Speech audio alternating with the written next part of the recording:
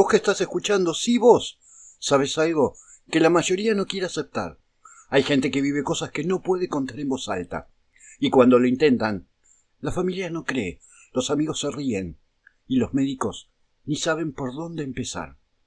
Por eso existe este lugar, este espacio, porque acá los relatos no se juzgan, se escuchan.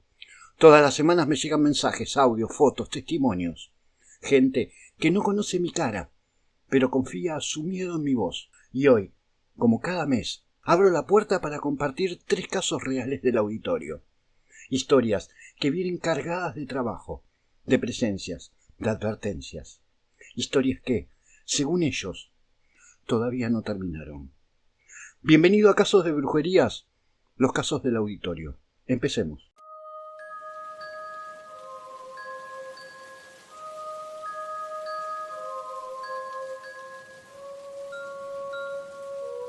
Bienvenidos, esto es Relatos de Punta Lara.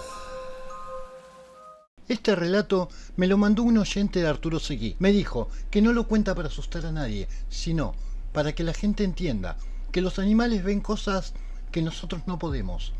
Me lo escribió entrecortado, con faltas, como si le costara recordar o como si le doliera escribirlo. Y cuando llegues al final, vas a entender por qué. El tipo vivía solo con su perro, Bruno, un mestizo grande, negro, de esos que parecen fieros pero son un pedazo de pan. Era un perro inteligente, atento, siempre alegre, hasta que empezó a fijarse demasiado en una esquina de la casa. La esquina del comedor. Una pared blanca, un rincón sin mueble, nada raro. Pero todas las noches, a la misma hora, Bruno iba hasta ahí y se sentaba. Primero quieto, después tenso, luego temblaba, al final lloraba. Llorando como si algo lo estuviera asustando o directamente lastimando. El dueño lo llamó 1000 veces. Vení, Bruno, vení, vení. Nada. El perro no se movía, solo miraba la esquina con los pelos erizados, mostrando los dientes, pero sin ladrar. Como si algo lo estuviera observando desde ese punto exacto, pero quieto, como para que el perro no ataque. Las primeras noches pensó que era un insecto, un ruido, una sombra, pero el perro siempre miraba el mismo punto, el mismo, siempre. Una noche intentó sacarlo a la fuerza, apenas lo tocó. Bruno emitió un gruñido triste, bajó la cabeza y se alejó, pero seguía mirando hacia la esquina desde donde se paraba. El tipo empezó a sentir un mal clima en la casa, como una presencia, como si hubiese alguien parado en esa esquina esperando que él se durmiera, hasta que llegó la noche en que todo explotó. Eran las 3:20 cuando Bruno empezó a ladrar. No era un ladrido común, era feroz, desesperado, como si estuviera viendo algo que lo quería atacar. Ladraba, retrocedía, volvía, pero esta vez el perro estaba en modo de defensa total. De golpe, Bruno dio un gemido ahogado, como si algo lo hubiera golpeado sin tocarlo. Se desplomó. Cayó al piso rígido, sin respirar, sin ni siquiera un movimiento. El hombre lo llevó corriendo al veterinario, pero ya no había nada que hacer. Muerte súbita, dijo el profesional. Corazón fulminado, sin explicación. El tipo volvió a su casa destruido. No quería entrar, no quería mirar esa esquina, pero al día siguiente, con el cuerpo de Bruno ya enterrado, se armó de valor. Fue hasta el rincón, ahí estaba, no en la superficie, sino enterrado apenas, debajo de una capita de tierra que él juraba que no estaba ahí el día anterior. Un frasco pequeño envuelto en hilos negros con una foto suya doblada. Y el nombre de él, escrito 7 veces en un papelito. El mismo lugar exacto donde Bruno miraba cada noche. El mismo lugar donde ladró por última vez. El mismo lugar donde cayó muerto. El tipo llamó a un brujo de confianza. El hombre llegó, revisó el amarre sin tocarlo y dijo algo que le quedó clavado en su pecho. Tu perro te salvó. Lo pusieron para vos y él se metió en el medio. El brujo explicó que algunos animales se ofrecen sin saber, que se paran entre el dueño y lo que los está buscando, que cuando un espíritu o un trabajo quiere entrar, ellos son los primeros en verlo y los primeros en caer, claro. El oyente no quiso escuchar más. Le pidió al brujo que lo destruyera todo. Quemaron el amarre en un baldío, enterraron las cenizas, hicieron limpieza en la casa. Pero él jura que algunas noches todavía escucha a Bruno caminar por el pasillo, no llorando, vigilando, como si siguiera defendiendo esa esquina, como si supiera que lo que estaba ahí todavía no se fue del todo. Y mi pregunta seria es, ¿Quién puso eso ahí? Este relato me lo mandó una chica de Ensenada. Me escribió a las 4 de la mañana diciendo que no podía dormir más en su casa, que había salido con lo opuesto y estaba sentada en un banco de la plaza sin parar de temblar. Su historia tiene que ver con sueños, pero no con los normales, sueños de esos que se sienten vivos, que te tocan, que te huelen, que te cambian la vida. Ella cuenta que todo empezó con un simple sueño. Soñó que estaba acostada en su cama, de costado, y sentía unos dedos pasándole por el cuero cabelludo. No era algo sexual, no era tampoco un masaje, era un movimiento lento, insistente, casi maternal, como si alguien la estuviera peinando con muchísimo cuidado. Al principio creyó que era un sueño lindo, hasta que se despertó y cuando abrió los ojos sintió que su pelo estaba húmedo, mojado, empapado, no de transpiración. No era eso, era agua fría, como si alguien le hubiera pasado la mano mojada mientras dormía. Lo ignoró, cambió la almohada, se duchó y siguió con su vida. Pero la noche siguiente lo mismo, y la otra, y siempre el mismo sueño.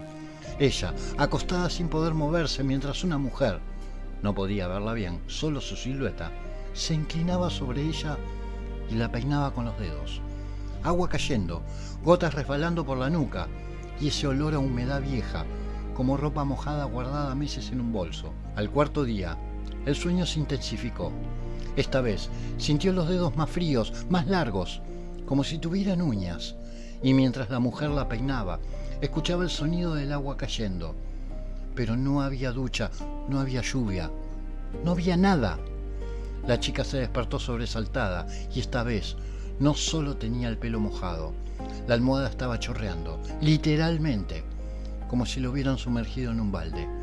Ella jura que vio una gota caer desde arriba, pero el techo estaba seco. Esa mañana fue a ver a un santero de Punta Lara. No quería explicarle todo, pero él la miró apenas entró y le dijo: «Vos venís marcada por agua. ¿Quién te trabajó?». La chica se quedó muda, no sabía de trabajos, no sabía de nada, de hecho no creía en nada, porque nunca se había metido en nada de eso. El santero le pidió que contara los sueños. Ella lo hizo, claro, paso por paso, palabra por palabra, y cuando mencionó que la mujer tenía el cabello empapado, el tipo golpeó la mesa despacio, como si confirmara algo que ya sospechaba. Eso pasa cuando te están trabajando con agua de cementerio. Es para ablandarte, para meterte en un sueño, para que abras la puerta. La chica sintió que el corazón se le caía al estómago. ¿Y quién sería esa mujer?, preguntó con la voz quebrada. El santero no levantó la cabeza cuando respondió: «No es una mujer viva, querida». Le explicó que los trabajos con agua de cementerio se usan para entrar en la mente de la víctima, para confundirla, para desgastarla, que la presencia femenina en los sueños es una portadora, un espíritu que viene con un mensaje o con una intención más oscura y definida. Si te está peinando es porque quiere tocar tu pensamiento, y si te moja es porque quiere entrar. La chica volvió a su casa con un frasco de protección y una oración. No durmió. A la noche, cuando intentó acostarse, vio algo que terminó de romperla. En la almohada había 2 mechones de su cabello, perfectamente acomodados, como si alguien le hubiera arreglado el peinado. Ella no gritó, no se movió, solo agarró la mochila y salió. Me escribió desde la plaza y lo último que dijo fue esto: «No voy a volver ahí, porque si me duermo, ella termina de entrar». Este relato me lo mandó un tipo de Berazategui. Me dijo que nunca creyó en nada, ni en espíritus, ni en brujería, ni en señales.